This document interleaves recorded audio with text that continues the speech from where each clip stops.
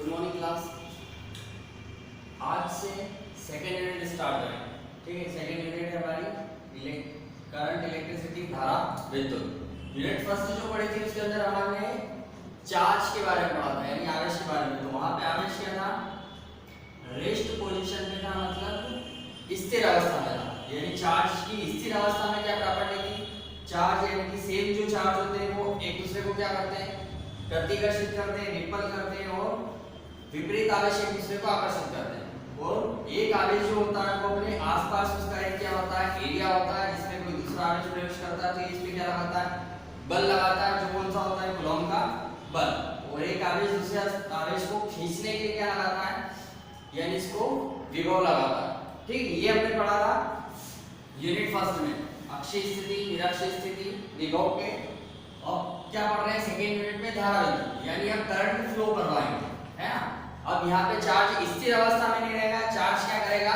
किसी भी चालक के अंदर मूव करेगा, यानी कि वहां पे प्रवाहित होना शुरू हो जाएगा।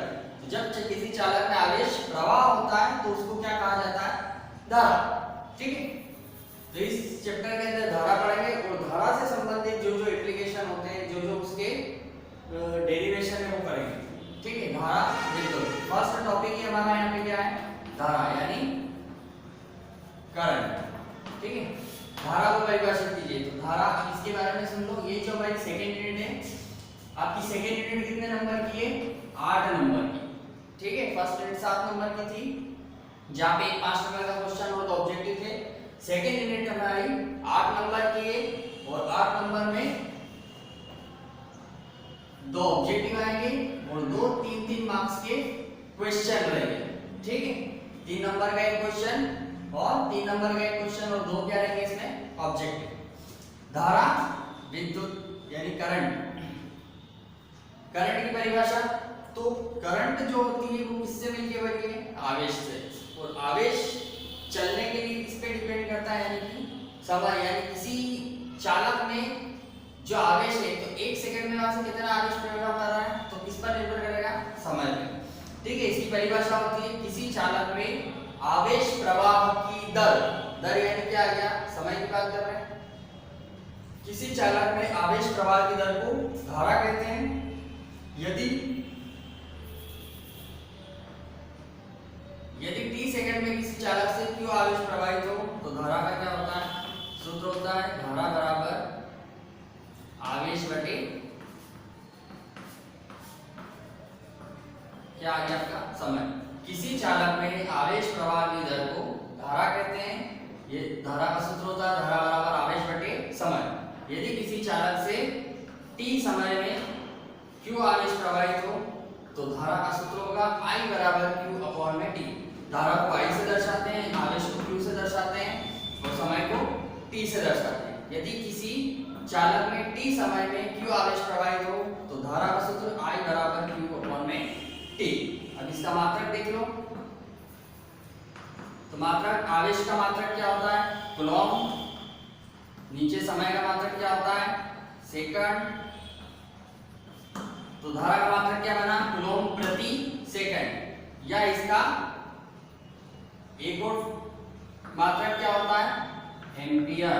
दोनों को मिलाते हैं तो क्या बनता है नया मात्रक? एम्पियर। और यही चलता है एग्जाम में। ठीक है, धारा का मात्रक क्या होता है?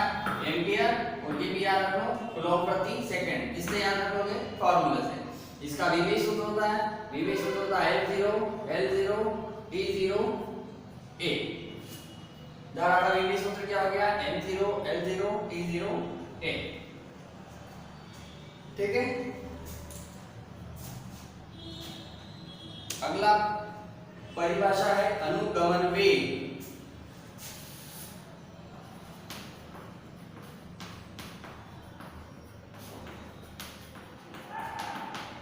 अनुगमन वेग को क्या बोला जाता है? वेग को हम कैसे दर्शाते हैं? v से, और अनुगमन को बोलते हैं ड्रिफ्ट।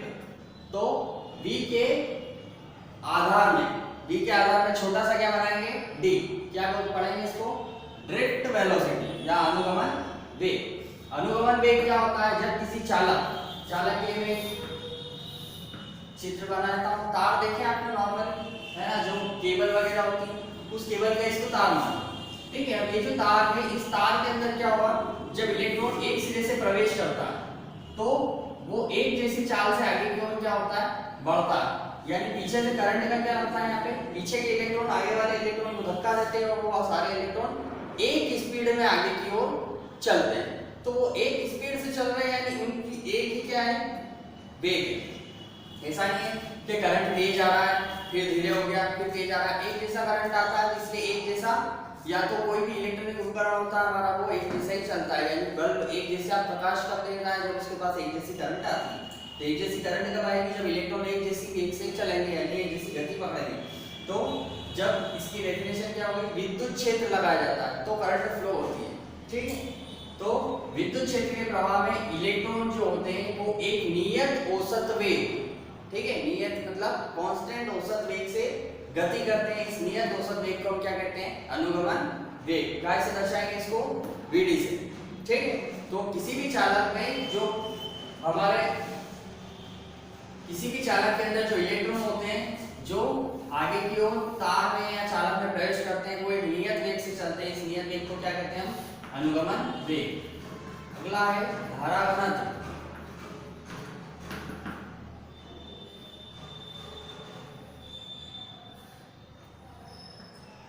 धारा घनत्व कैसे दर्शाते हैं इसको, J से। धारा घनत्व करंट डेंसिटी। धारा घनत्व का सूत्र होता है G बराबर I/में A।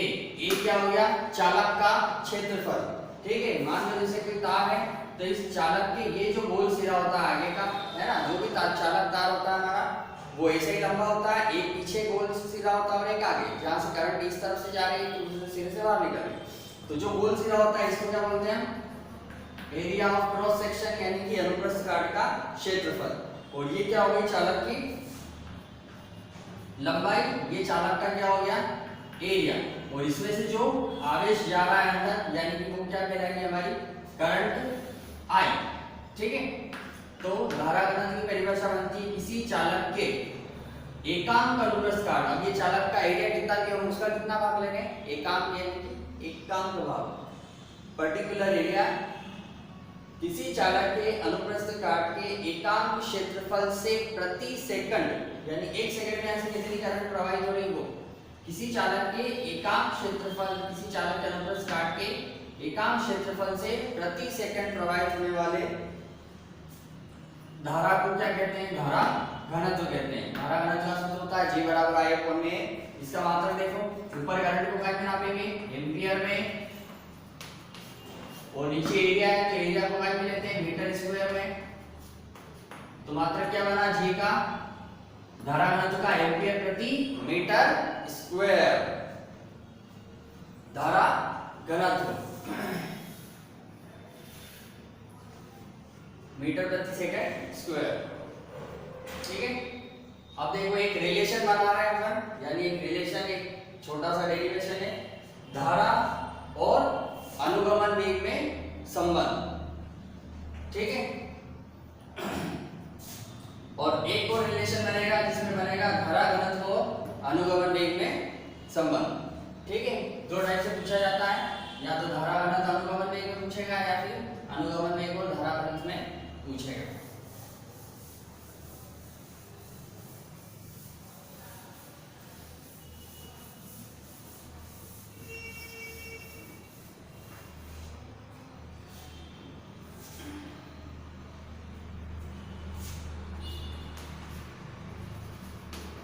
धारा और अनुगमन वेग में संबंध।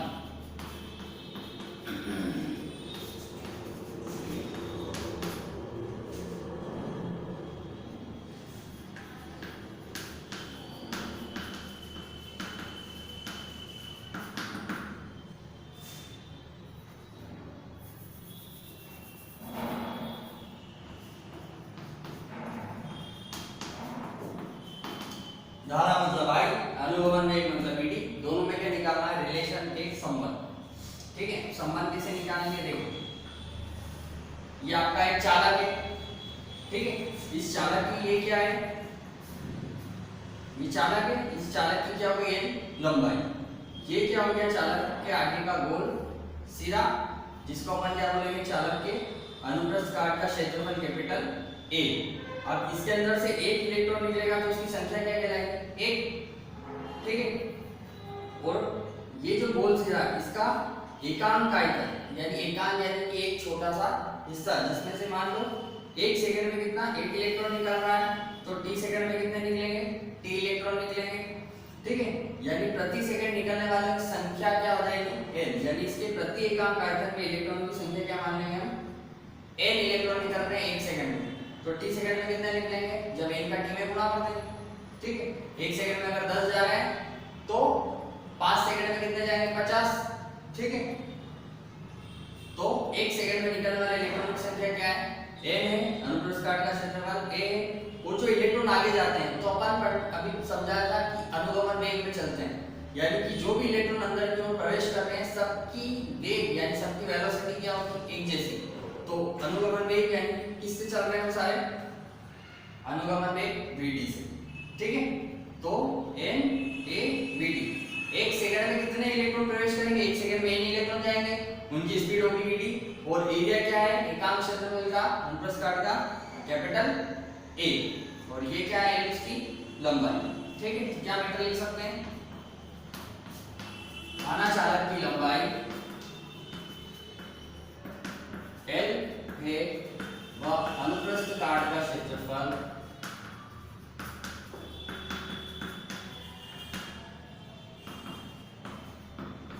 A है। प्रति एकांक आयतन में इलेक्ट्रॉनों की संख्या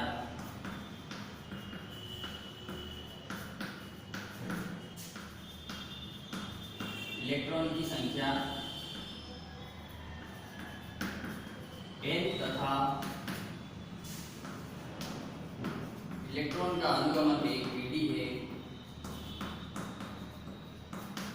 vd हो तो ठीक है, एकांक आयतन में इलेक्ट्रॉन की संख्या n, वो लोग किस स्पीड से आगे बढ़ेंगे?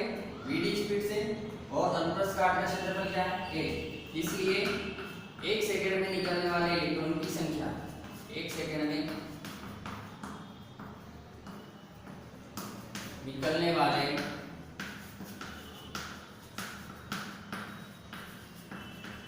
इलेक्ट्रॉन की संख्या n a vd।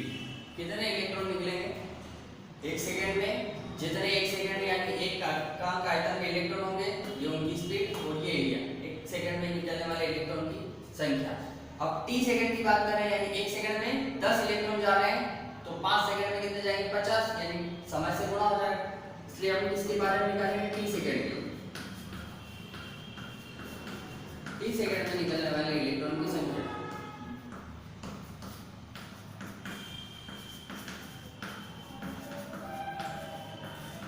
t second में निकलने वाले इलेक्ट्रॉन की संख्या n है vd t, ठीक है।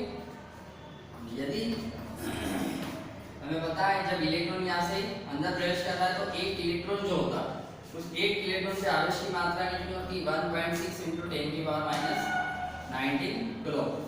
यदि इलेक्ट्रॉन पर आवेश E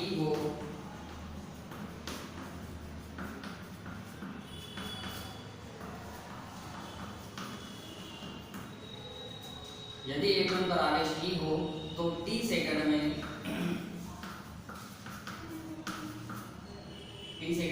चालक से गुजरने वाला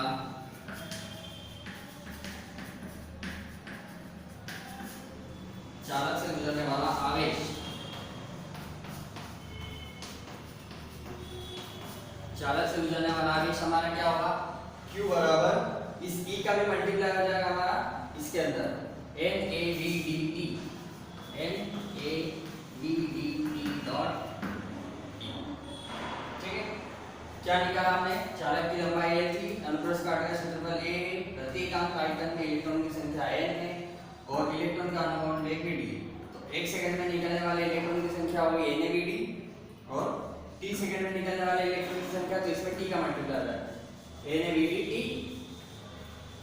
और इलेक्ट्रॉन पर आवेश की मात्रा E और t सेकंड में चालक से गुजरने वाले आवेश Q बराबर NaVD t। अब अंतर संबंध किसमें निकालना है? धारा में और अनुगमन वेग। धारा का सूत्र पता है हमें, धारा के सूत्र से, धारा का सूत्र है I बराबर Q अपॉन में T। इस सूत्र में Q की जगह मान रख देंगे, Q का मान लिया ना, I बराबर क्या आ जाएगा, Q की वैल्यू आ जाएगी यहाँ पे N A B D T E upon में T। ये T से T कैंसल, तो I की वैल्यू क्या आ गई हमारे पास, I बराबर आया N A B D E। ठीक है, ये किसमें संबंध आ गया, देखो ये I मतलब धारा और BD मतलब अनुगमन वेग, तो ये संबंध आ गया धारा और अनुगमन वेग में संबंध। तो समीकरण 1 दे देते हैं। अब अगला एक और रिलेशन क्या निकल सकता है, धारा घनत्व में संबंध। धारा घनत्व मतलब J, तो अनुगमन वेग और धारा घनत्व में संबंध, तो धारा घनत्व का सूत्र क्या होता है, J बराबर I अपॉन में A होता है।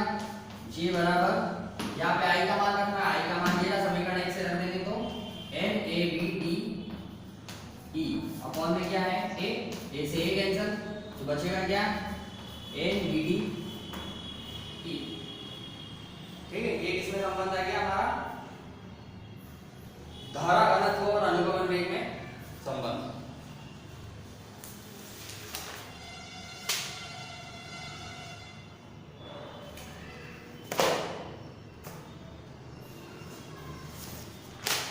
अगला क्वेश्चन है ओम का नियम।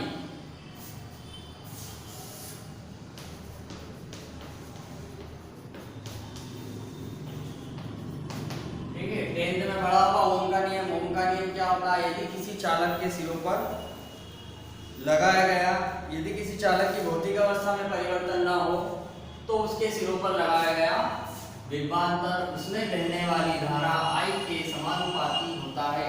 यदि चालक के सिरों पे लगाया गया विभवांतर V हो, बहने वाली धारा I हो, तो ओम के नियम से V समानुपाती I, या समानुपाती का चिन्ह हटाते हैं तो क्या निकलता है, नियतांक R, जहां R क्या है, चालक का प्रतिरोध है। ठीक है, और इसको आगे बढ़ाएं तो R का मान निकालें तो I का चला जाएगा बटे में V अपॉन में I। ये R किसका सूत्र बन गया, प्रतिरोध का सूत्र। प्रतिरोध किसके बराबर होता है, चालक के सिरों पे लगाया गया विभवांतर और बहने वाली धारा I के अनुपात के बराबर होता है। यदि किसी चालक के सिरों पे लगाया गया विभवांतर उसमें बहने वाली धारा I की क्या होता है, समानुपाती V समानुपाती I, V बराबर IR, जहां R एक नियतांक है जिसे चालक का प्रतिरोध कहते हैं। इसकी कुछ सीमाएं होती है दो, क्या होता है, एक तो चालक का ताप कैसा होना चाहिए, नियत होना चाहिए, और चालक में कोई विकृति ना हो। मतलब चालक जो है, तार हमारा यंत्र है जिसमें हम धारा प्रवाहित कर रहे हैं, तो धारा प्रवाहित करने के दौरान ना तो उसकी आकार बदले, ना ही उसमें कोई विकृति उत्पन्न हो, ना तो वो टूटे। ठीक है, तो ये क्या हो, चालक का ताप नियत रहना चाहिए, चालक गर्म भी नहीं होना चाहिए और चालक में विकृति उत्पन्न नहीं होना चाहिए। अब अगला जो टॉपिक होगा पूरा किस पे चलेगा हमारा, प्रतिरोध के ऊपर। ठीक है,